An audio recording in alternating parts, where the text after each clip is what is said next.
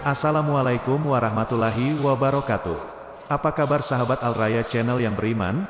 Mudah-mudahan sahabat selalu diberikan kesehatan dan masih selalu setia bersama kami di channel yang selalu menghadirkan kisah-kisah inspiratif. Pada kesempatan kali ini, kami sudah menyiapkan satu kisah berhikmah untuk menambah iman kita, yaitu kisah Abu Nawas yang melegenda. Sebelum itu, mari kita support channel ini dengan cara like dan subscribe, klik tombol lonceng biar sahabat nanti dapat konten bermanfaat lainnya. Selamat menikmati. Suatu ketika, Abu Nawas bepergian keluar kota. Ia berjalan melewati tandusnya padang pasir. Di tengah jalan, Abu Nawas menemukan beberapa kerangka manusia yang sedang tergeletak di tanah. Belum hilang rasa kagetnya, tiba-tiba muncul orang tak dikenal menghadangnya. Rupanya dia adalah orang gila yang terkenal kejam. Dengan membawa golok di tangannya, orang gila itu menghampiri Abu Nawas. "Siapa kamu?" tanya orang gila tersebut.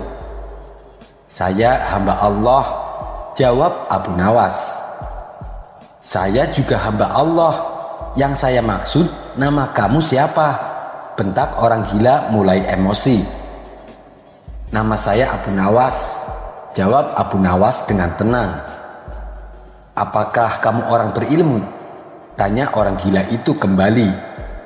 "Ya, saya orang yang berilmu," jawab Abu Nawas. "Baguslah, kamu lihat kerangka-kerangka di depanmu itu, mereka adalah orang-orang yang aku bunuh karena mereka tidak bisa menjawab pertanyaanku," ujar orang gila tersebut. "Dan kali ini adalah giliranmu. Kalau kamu tidak bisa menjawab pertanyaanku, maka nasibmu akan sama. Kamu akan mati di tanganku," ujar orang gila itu. "Apa pertanyaanmu?" tanya Abu Nawas. "Begini, ketika awal bulan, bulan berbentuk kecil yang kita sebut bulan sabit. Dan ketika pertengahan bulan, bulan menjadi besar yang kita sebut bulan purnama. Tapi ketika akhir bulan, bulan kembali menjadi kecil yang kita sebut bulan sabit. Pertanyaanku adalah, kenapa di awal bulan dan di akhir bulan, bulan bentuknya kecil?" tanya si orang gila.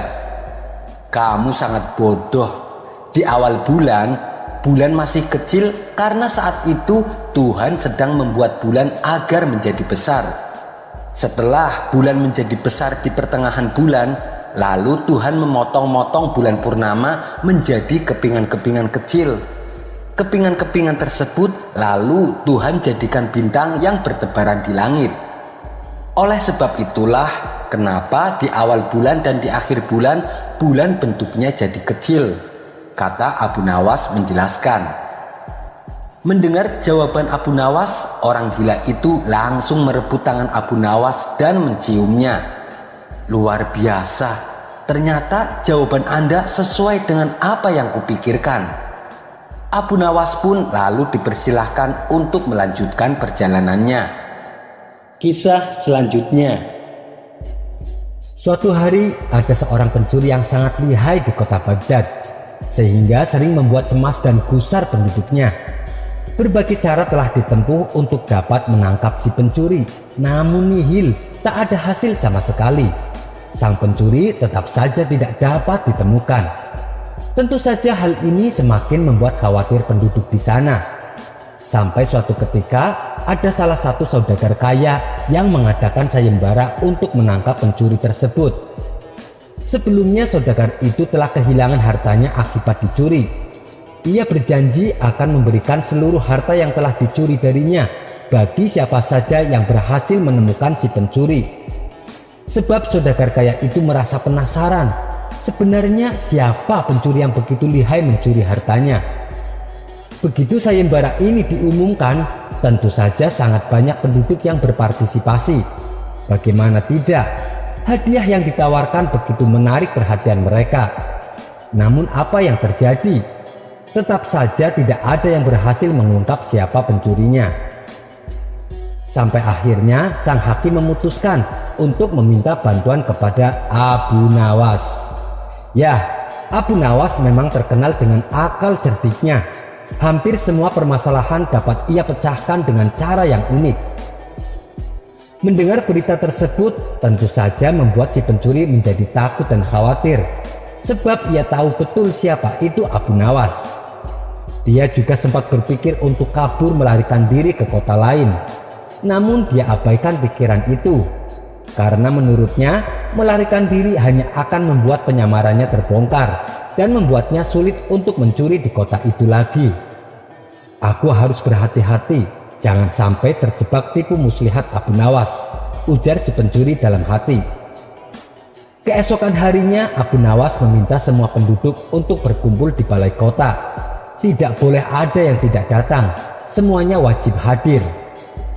Setelah semua penduduk berkumpul, termasuk si pencuri, kemudian Abu Nawas berkata dengan lantang, "Wahai para penduduk kota, kali ini aku akan memberikan kalian masing-masing sebuah tongkat sakti yang telah aku beri mantra. Tongkat ini harus kalian kembalikan kepadaku besok pagi di pengadilan kota. Tapi ketahuilah bahwa tongkat ini akan bertambah panjang 5 cm ketika dipegang oleh si pencuri. Dan bagi yang tongkatnya berubah bertambah panjang 5 cm, maka dialah pencurinya." Untuk membuktikan kesaktiannya, Abu Nawas mengarahkan tongkat itu ke sebuah pohon. Secara tiba-tiba, pohon tersebut langsung meledak dan tumbang ke tanah. Penduduk kota yang hadir pun merasa takjub dengan apa yang telah mereka saksikan. Mereka mengira telah melihat kekuatan luar biasa yang terdapat pada tongkat Abu Nawas, tanpa mereka sadari bahwa pohon itu sebenarnya telah ditaburi bubuk mesiu peledak oleh istri Abu Nawas. Dan ketika mendapat isyarat dari Abu Nawas, sang istri menyalakan api ke arah sumbu mesiu untuk meledakkannya. Hal ini tentu saja membuat hati si pencuri menjadi semakin takut dan panik. Sebelum pertemuan berakhir, Abu Nawas membagikan satu persatu tongkatnya kepada seluruh penduduk kota. Rupanya Abu Nawas sudah menyiapkan banyak tongkat dengan ukuran panjang yang sama. Setibanya di rumah, si pencuri mulai merasa gelisah. Dia terus berpikir bagaimana caranya agar tidak ketahuan identitasnya.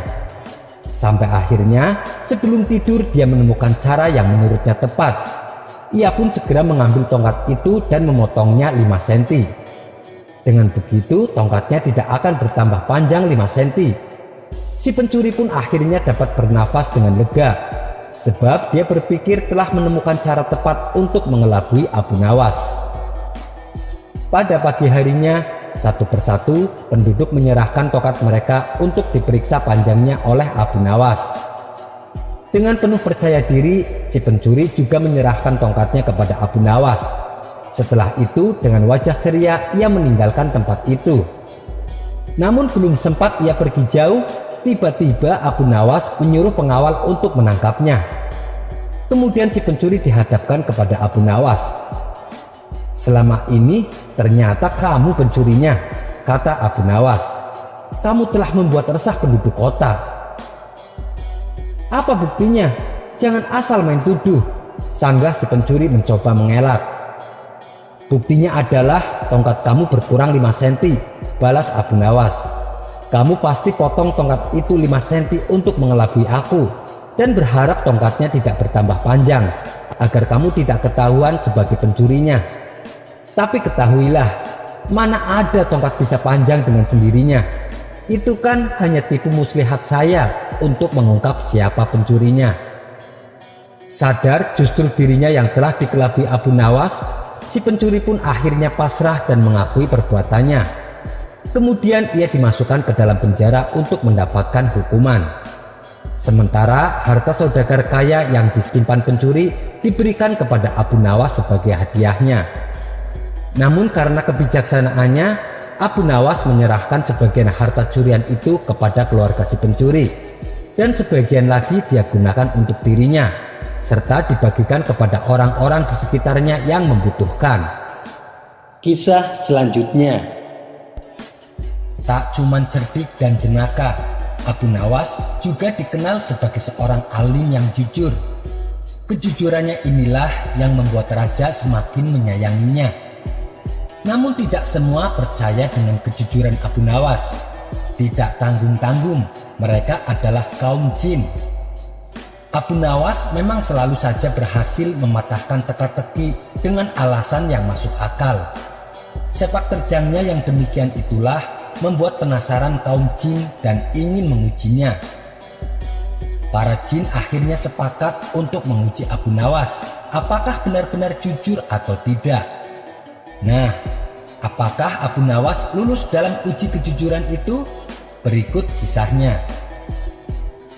Keseharian Abu Nawas dalam menafkahi keluarganya adalah bekerja sebagai tukang kayu. Setiap pagi, Abu Nawas rajin ke hutan untuk menebang kayu dengan kapak andalannya. Lalu kayu tersebut dijual ke pasar dan uangnya untuk menafkahi keluarganya. Suatu ketika saat Abu Nawas dalam perjalanan menuju hutan, kapak yang biasa dibawanya terjatuh ke dalam jurang. Tanpa kapaknya, otomatis ia tidak bisa bekerja seperti biasanya. Kapak itu adalah satu-satunya peralatan yang ia punya. Kejadian tersebut membuat Abu Nawas bersedih hati. Ia pun lalu memutuskan untuk balik ke rumah.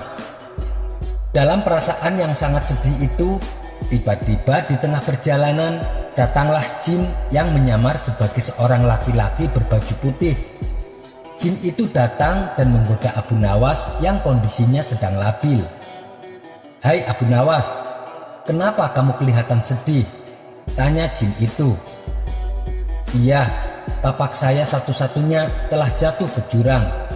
Kalau begini, bagaimana saya bisa bekerja?" jawab Abu Nawas dengan nada sedih.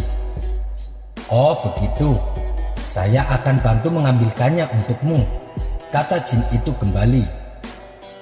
Tak berapa lama kemudian, sang jin pun turun ke bawah jurang.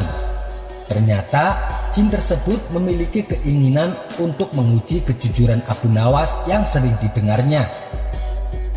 Terbesit di benak jin untuk memberikan kapak yang lain yang terbuat dari emas. Apa reaksi Abu Nawas nantinya? "Wahai Abu Nawas, apakah ini kapakmu?" tanya jin itu. "Bukan, kapak saya jelek kok," jawab Abu Nawas. Jin itu kembali turun ke jurang, dan kali ini ia memperlihatkan kapak yang gagangnya berlapiskan mutiara dan intan kepada Abu Nawas. "Apakah ini kapakmu, wahai Abu Nawas?" tanya jin itu kembali. Bukan itu. Kapak saya sudah jelek kok," tegas Abu Nawas. Untuk ketiga kalinya, jin itu turun ke jurang dan memperlihatkan kapak yang biasa Abu Nawas gunakan. "Iya, itu baru kapak saya," sahut Abu Nawas kegirangan. Jin itu kagum dengan kejujuran Abu Nawas. Ia pun mengakui bahwa Abu Nawas memang benar-benar seorang yang jujur.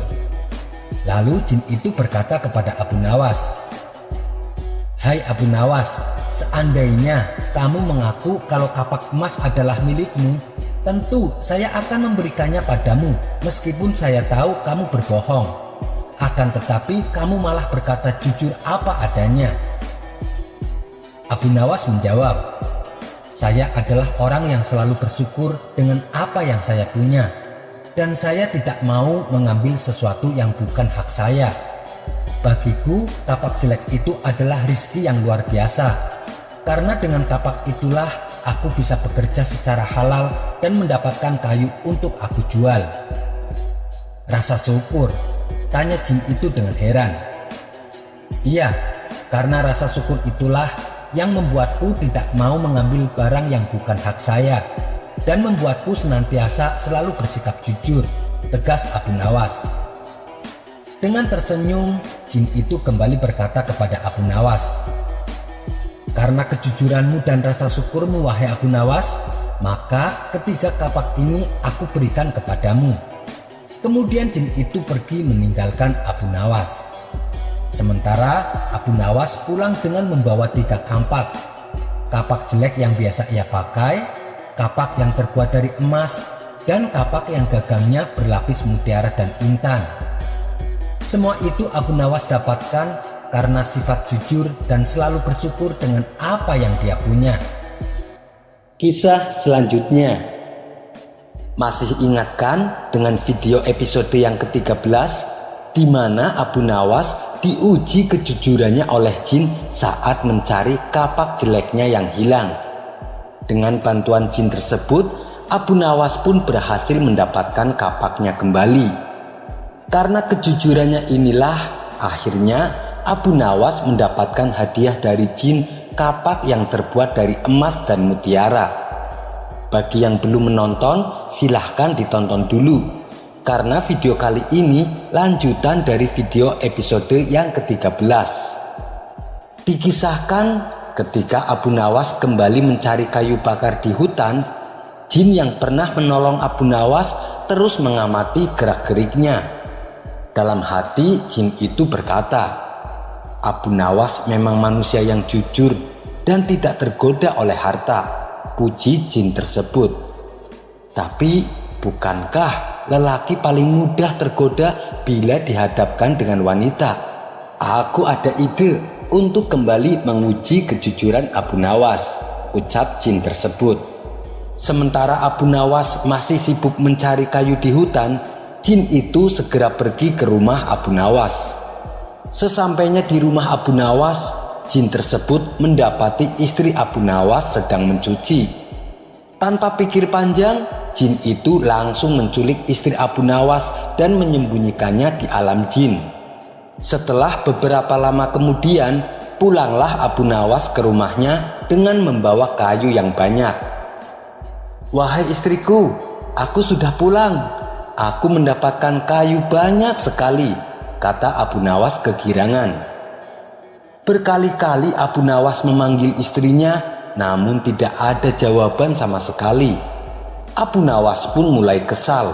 Ia lalu mencari istrinya ke belakang, tapi istrinya tidak ada. Ia hanya mendapati setumpuk cucian baju yang tidak sempat diselesaikannya. Jangan-jangan istriku jatuh sakit, pikir Abu Nawas mulai khawatir. Ia segera bergegas menuju kamar. Akan tetapi di kamar pun istrinya tidak ada. Abu Nawas menjadi panik. Ia mencoba mencarinya ke seluruh ruangan, namun ia tak juga menemukan istrinya. Abu Nawas lalu bertanya kepada para tetangga tentang keberadaan istrinya. Akan tetapi tak ada satupun dari mereka yang tahu atau sekedar melihatnya. Kamu di mana, wahai istriku? Ucap Abu Nawas dengan raut muka yang sedih. Di saat ia sedang termenung di depan rumahnya, datanglah jin yang menculik istri Abu Nawas dengan menyamar sebagai kakek tua. Wahai Abu Nawas, kenapa kamu terlihat murung? Tanya kakek tua. Istriku hilang, kek, dan aku tidak tahu di mana, jawab Abu Nawas. Oh, begitu. Aku bisa membantumu. Aku bisa mengembalikan istrimu, kata kakek tua itu kepada Abu Nawas. Apakah kamu mau? Tanya kakek tua itu melanjutkan. Tentu saja, saya pasti mau, jawab Abu Nawas. Sejenak Abu Nawas terdiam dan teringat dengan si kakek tua.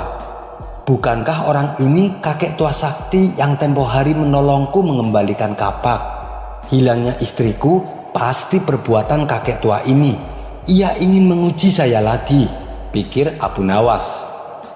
Hei Abu Nawas, mau ditolong kok malah melamun? Ayo cepetan ikut aku, ajak kakek tua. Abu Nawas pun berjalan mengikuti kakek tua tersebut. Setelah sampai di tempat yang sepi, kakek tua itu berkata kepada Abu Nawas, kamu tunggu dulu di sini, aku akan pergi sebentar.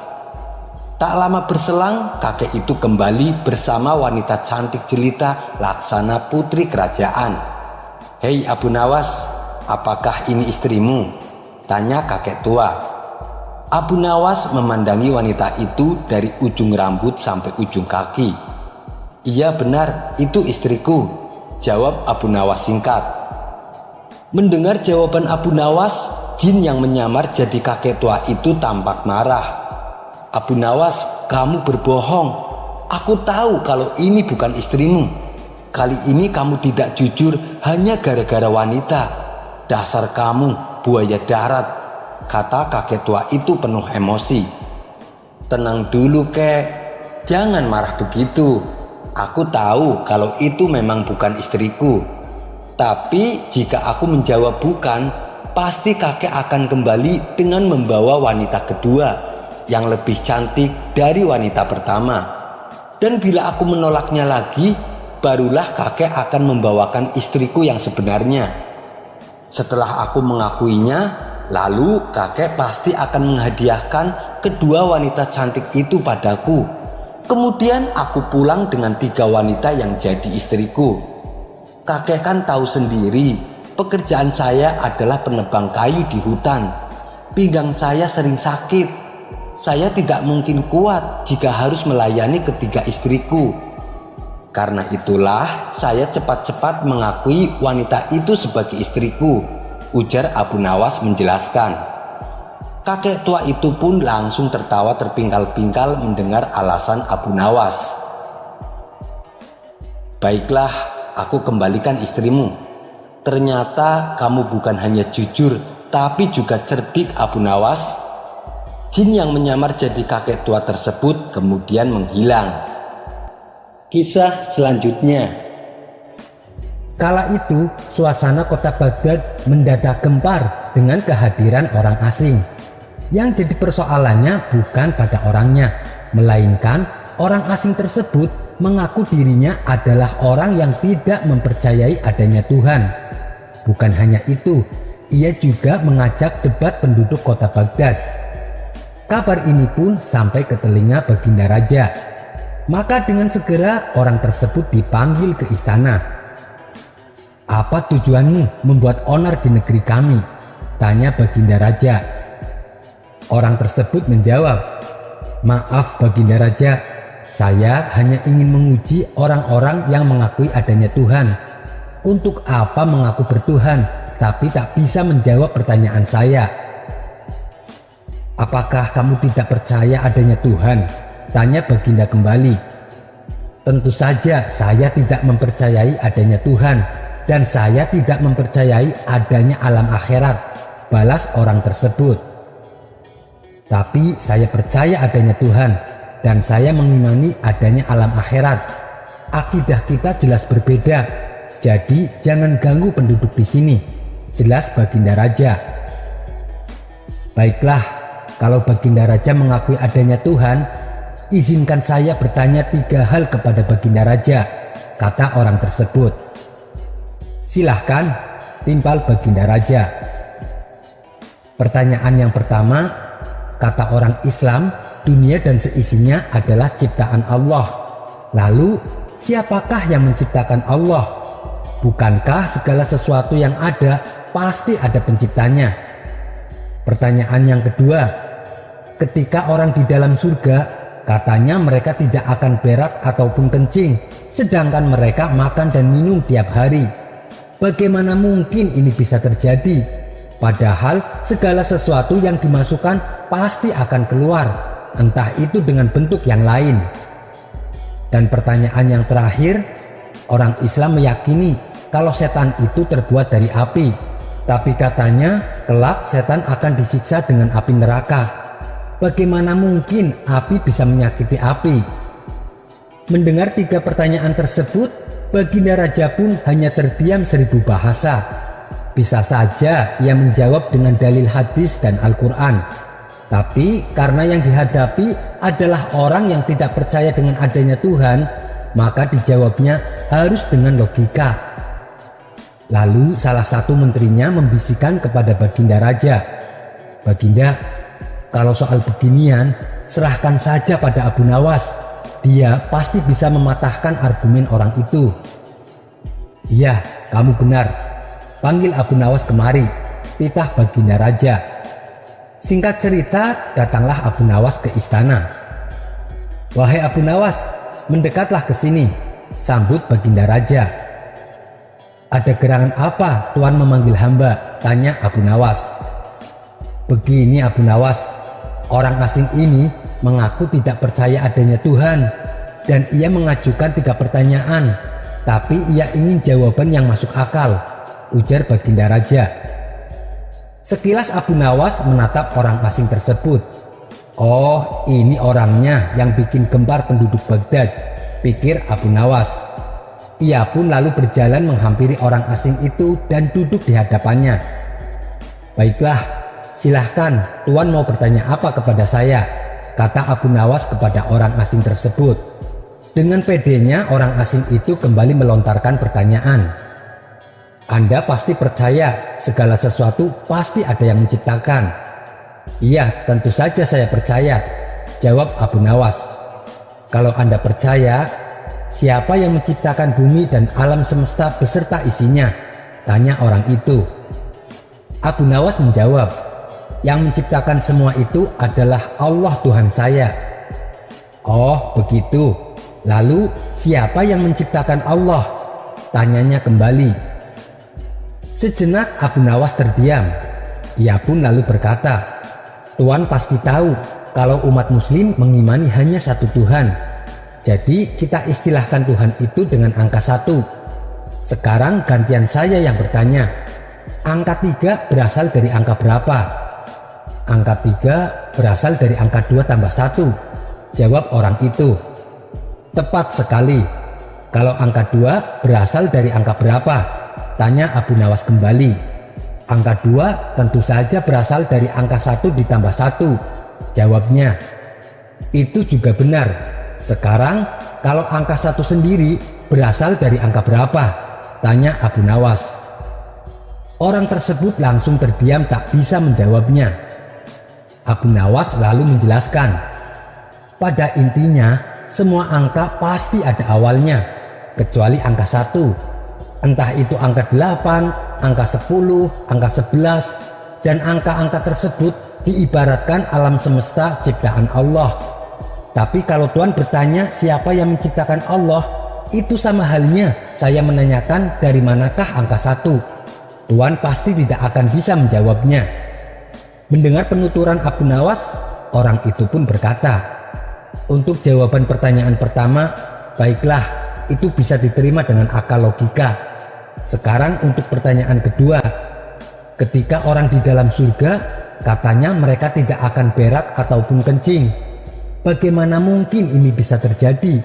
Padahal segala sesuatu yang dimasukkan pasti akan keluar, entah itu dengan bentuk yang lain. Abu Nawas membalas, berapa lama bayi berada dalam kandungan ibunya?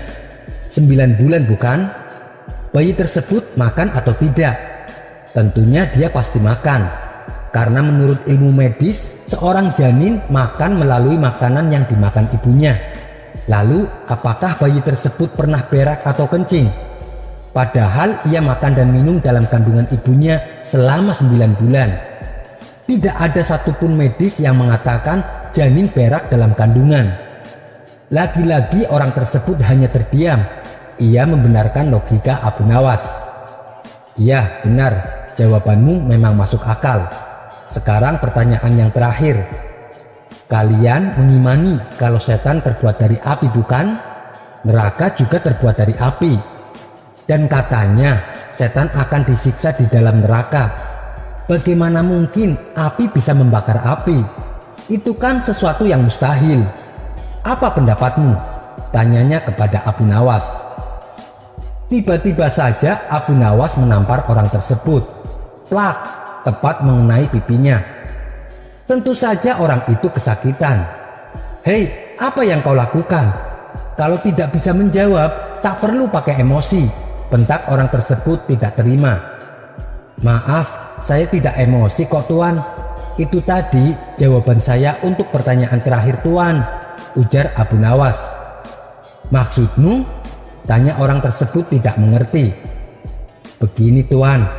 Telapak tangan saya terbuat dari kulit, otot, daging, dan tulang. Begitu juga dengan pipi Tuan. Tapi ketika saya tamparkan tangan ini ke pipi Tuan, Tuan pasti akan kesakitan. Itulah gambaran sederhana api neraka membakar setan. Ia pasti akan merasakan kesakitan meskipun dia terbuat dari api, kata Abu Nawas menjelaskan. Orang tersebut langsung terdiam dan mengakui kecerdasan Abu Nawas. Karena merasa dipermalukan di depan orang-orang, ia pun lantas pergi meninggalkan kota Baghdad. Sementara Baginda Raja begitu kagum dengan kecerdikan Abu Nawas. Kisah selanjutnya. Di sore hari yang cerah, Abu Nawas berjalan-jalan menyusuri kota Baghdad. Hingga sampailah ia di sebuah lorong yang sempit. Di situ, Abu Nawas melihat ada seorang pengemis yang sedang duduk sendirian meratapi nasibnya. Abu Nawas lalu menghampiri pengemis tersebut. "Kamu kenapa terlihat murung?" tanya Abu Nawas. "Saya dari pagi belum makan, Tuan. Saya sudah mengemis ke sana kemari, tapi tidak ada yang mau memberiku uang," jawab si pengemis sambil menangis terisak.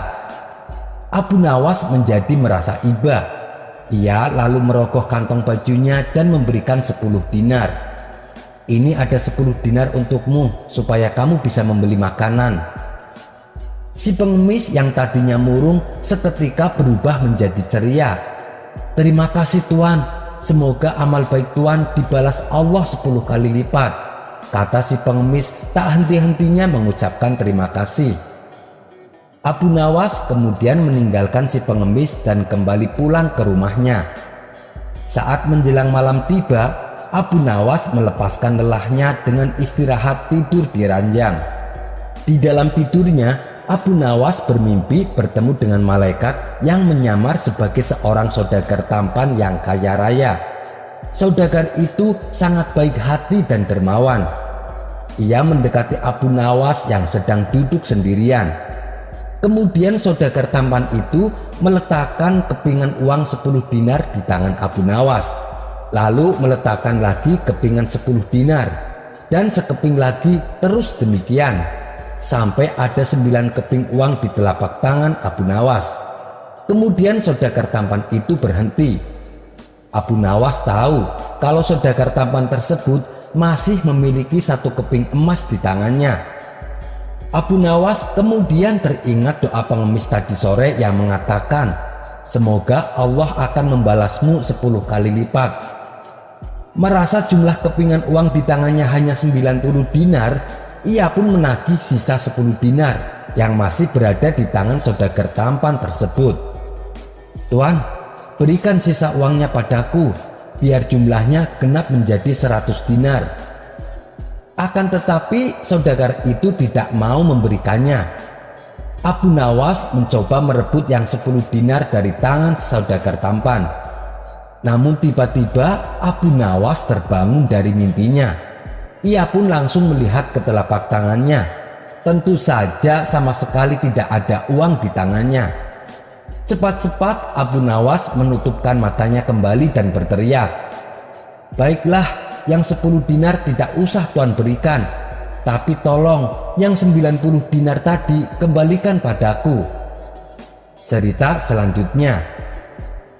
Kala itu Abu Nawas tertangkap basah oleh Baginda Raja kedapatan membawa botol minuman arak. Segera saja Baginda memerintahkan para pengawal menangkap Abu Nawas. Abu Nawas lalu dibawa ke pengadilan untuk mendapatkan hukuman. Di depan hakim, Baginda Raja menuntut Abu Nawas di penjara dengan dakwaan telah minum minuman keras. "Benar begitu Abu Nawas?" tanya Tuan Hakim. "Tidak benar Tuan Hakim, tuduhan Baginda Raja hanya dibuat-buat. Apa buktinya kalau saya minum minuman keras?" bantah Abu Nawas.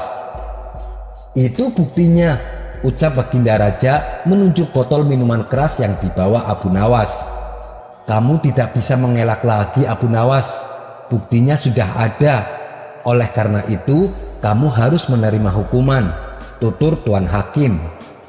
"Tunggu Tuan Hakim, apakah hanya karena membawa botol minuman arak itu bisa dijadikan bukti kalau saya mabuk-mabukan?" tanya Abu Nawas. "Iya, itu bisa sebagai bukti," jawab Tuan Hakim.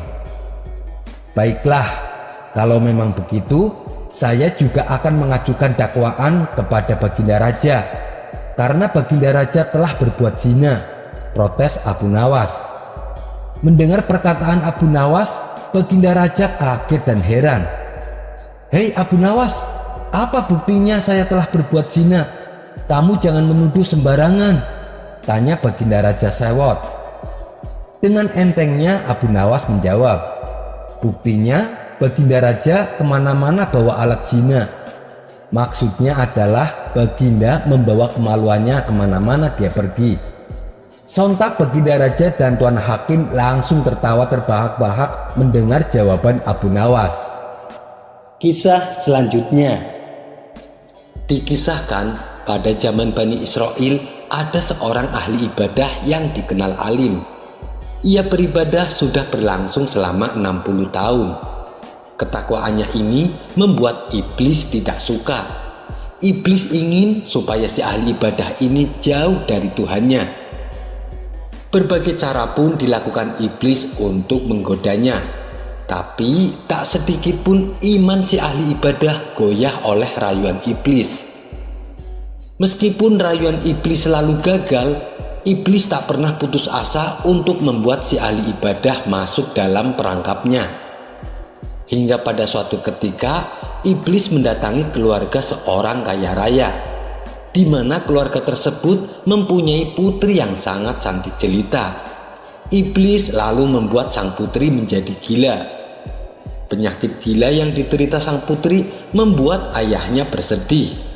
Pasalnya sudah banyak tabib yang didatangkan, namun sang putri tak kunjung sembuh. Maka datanglah iblis menemui keluarga ini dengan menyamar sebagai lelaki yang soleh. Cobalah bawa putri Anda kepada si ahli ibadah. Dia adalah orang yang alim. Penyakit putrimu pasti bisa disembuhkan, kata si iblis menyarankan. Keluarga ini menuruti saran dari iblis. Ia menemui si ahli ibadah yang alim tersebut. Setelah menempuh perjalanan yang cukup jauh, sampailah mereka di rumahnya si ahli ibadah. Mereka meminta si ahli ibadah agar berkenan mengobati penyakit gila putrinya. Si ahli ibadah lalu memanjatkan doa sehingga sembuhlah penyakitnya. Melihat hal ini, keluarga tersebut amat bahagia. Mereka lalu pamit pulang kembali ke rumahnya. Namun baru beberapa hari berlalu, iblis kembali membuat putrinya menjadi gila. Si ayah terpaksa membawa lagi putrinya ke rumah si ahli ibadah untuk diobati. Setelah sembuh, mereka membawa putrinya kembali ke rumah. Begitulah seterusnya. Untuk kedua kalinya, iblis mendatangi keluarga ini. Dengan menyamar sebagai lelaki soleh, iblis itu berkata, lebih baik putrimu dititipkan saja di rumah si ahli ibadah untuk beberapa bulan, supaya proses pengobatannya bisa maksimal. Mendengar saran tersebut, mereka langsung menyetujuinya. Mereka pun bergegas berangkat menuju rumah si ahli ibadah. Saat bertemu si ahli ibadah, sang ayah pun berkata, setiap kali putri saya sembuh diobati, begitu saya bawa pulang, beberapa hari kemudian penyakit gilanya selalu kambuh.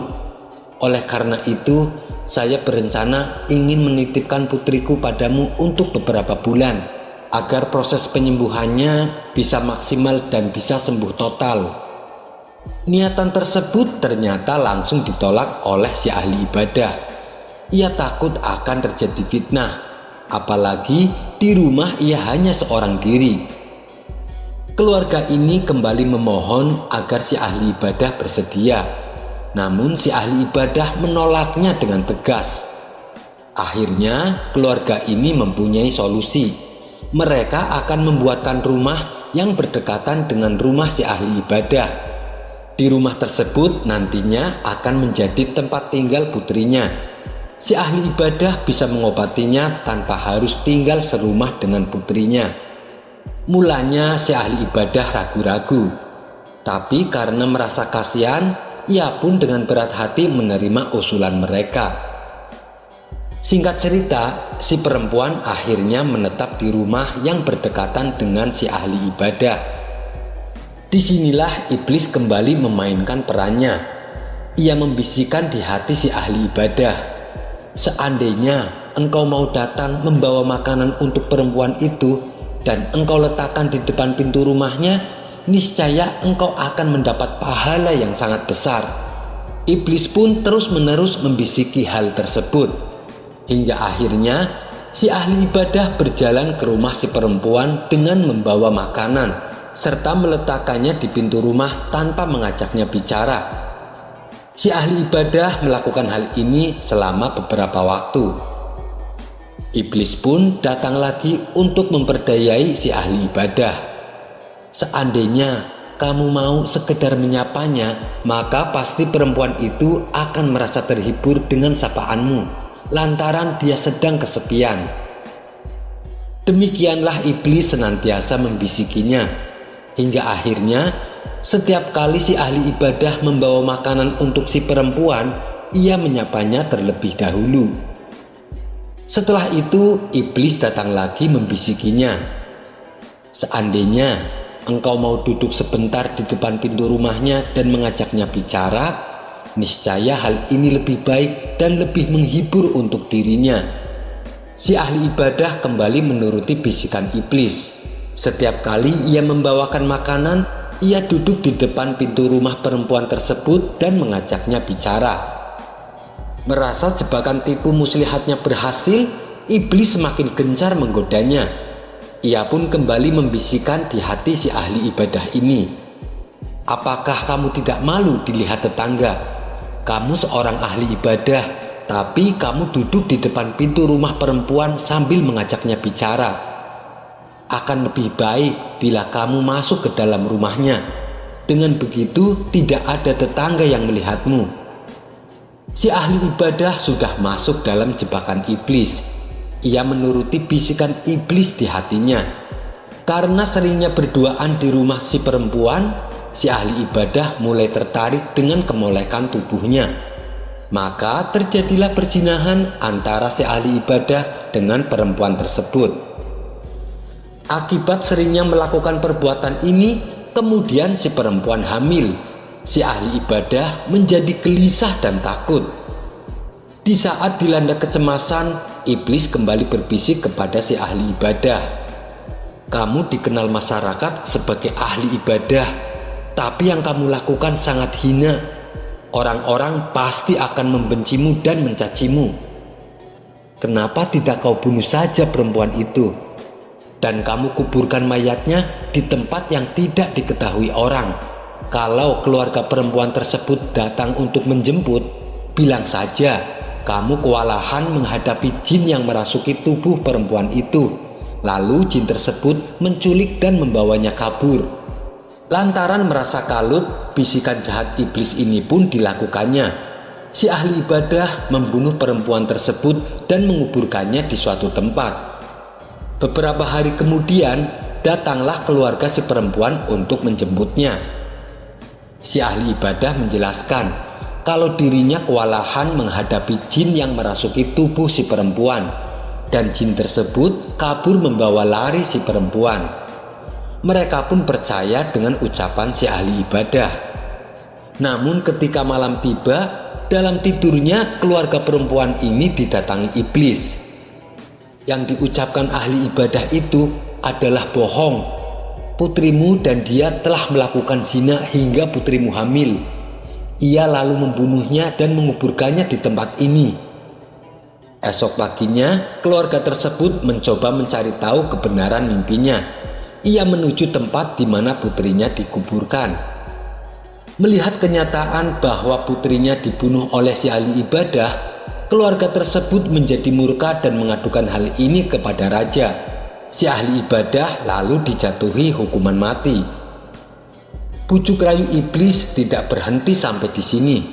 Saat si ahli ibadah akan dieksekusi hukuman mati, iblis kembali membisikkan tipu muslihatnya. Aku bisa menyelamatkanmu dari hukuman mati, tapi ada syaratnya. Engkau harus sujud kepadaku. Mendengar hal itu, si ahli ibadah menjawab, bagaimana mungkin aku bisa bersujud? Badanku terikat di tiang salib. Iblis kembali berkata, kamu bisa melakukannya, cukup dengan isyarat kedipan matamu. Dan ketika si ahli ibadah mengedipkan mata sebagai isyarat sujud kepada iblis, anak panah melesat tepat mengenai dadanya. Si ahli ibadah akhirnya mati dalam keadaan kafir. Kisah ini diriwayatkan dari Khalid bin Aslam, dari An-Nadir bin Sumail, dari Syu'bah, dari Abu Ishaq, dari Abdullah bin Malik, dari Sayyidina Ali karamallahu wajhah. Wallahu a'lam bishawab. Sekian dulu perjumpaan kita kali ini. Sampai bertemu lagi di kisah selanjutnya. Terima kasih yang sudah subscribe dan setia menonton channel ini. Wassalamualaikum warahmatullahi wabarakatuh.